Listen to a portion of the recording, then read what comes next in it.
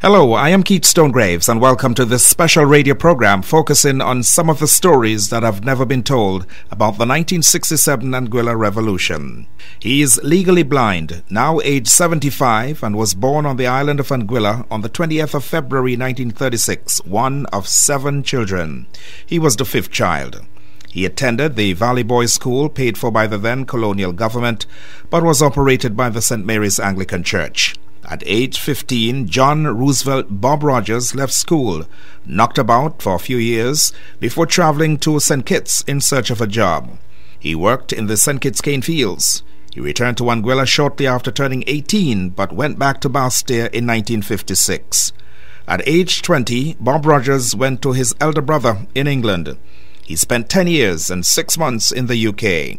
He returned to Anguilla with a wife and a child on the 7th of December 1966, living at Stony Ground, which he still calls home. Mr. Rogers recalls meeting with his late cousin Collins Oliver Hodge, who explained to him that he ran in one of the elections prior to his return to Anguilla. We talked politics, and then he told me about Otlin Harrigan and Ronald Webster at Island Harbor. I didn't know the 2 gentlemen. I decided in January of 1967 to go to look for Otlin Harrigan or Ronald Webster. I was fortunate to meet Otlin Harrigan, and he told me that he was writing a number of articles in the Democrat paper in St. Kitts and the St. Thomas paper concerning the political injustice that was dished out to Anguilla over the years, that he got information from a man, the late Colonel Howard,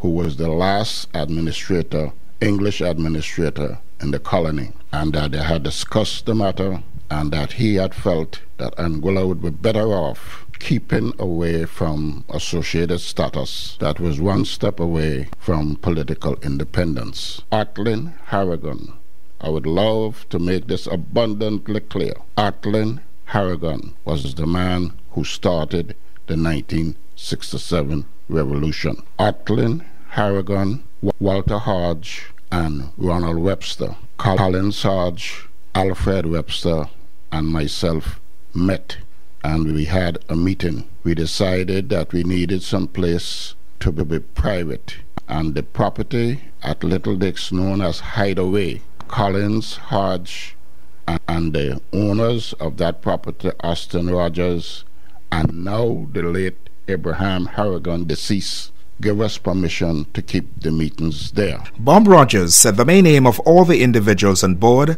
was to make a last-ditch effort to keep Anguilla out of statehood with St. Kitts and Nevis. Anguilla had no say in what was going on in St. Kitts. According to Bob Rogers, the bulk of the budgetary aid from Britain was consumed by the late Robert Bratcher and his government. It was generally felt that Anguilla would be worse off staying in that arrangement. The decision was made that Anguilla should break from the colony of St. Christopher Nevis, Anguilla, and remain with the British government.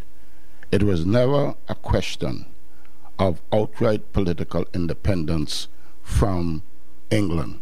It was to break with St. Kitts and stay with England. As we pressed forward, late January of 1967, the date for associated status was on the 27th of February 1967. As a result of our push, organizing the people and keeping meetings, the British sent out a man called Johnson to try to persuade Anguilla to go along with statehood. As a result of Johnson coming to Anguilla, and let me say here that I, John Rogers, delivered that letter in protest to Johnson. Bradshaw and his Minister of Education, Fitzroy Bryant, came to Anguilla, kept a series of meetings, and we rejected all what he said. As a result of that, late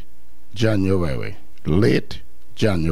a man called Arthur Bottomley and the Deputy Prime Minister Paul Southwell came to Anguilla, and we rejected their proposal.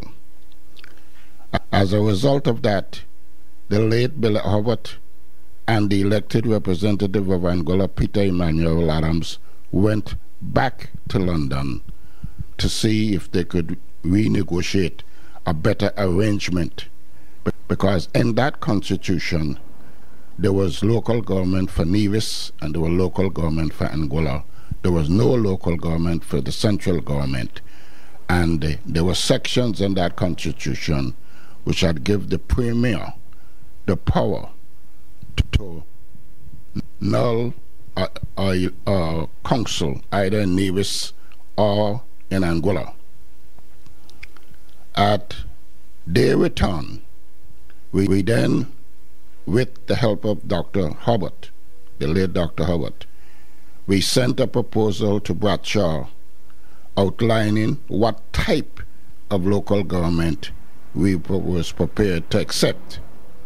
Bradshaw wrote us back and said there were no proposals before his government. Mr. Rogers said members of the Anguilla grouping were invited by the People's Action Movement, or PAM, to a conference in St. Kitts. Chosen as the main spokesman for Anguilla, he told me that he explained to the officials in St. Kitts that Anguilla was not in favor of having any relationship with either the St. Kitts Labour Party or the People's Action Movement. I was prepared to go form a national party for Angola and Angola alone. It caused turbulence in that meeting, but I stood my ground. Atlan Harrigan, Peter Adams, Ronald Webster, Walter Hodge, Alfred Webster, all were supporters of the People Action Movement. I were not. Collins Hodge agreed with me that we should go it alone. No Labour, no PAM. I made it clear. As a result of that position, we were known as the Secessionist Movement. On February 4th, 1967, members of the group broke up a Queen show at the Valley High School. Warrants were issued for the arrest of Atlan Harrigan, Ronald Webster, and Bob Rogers.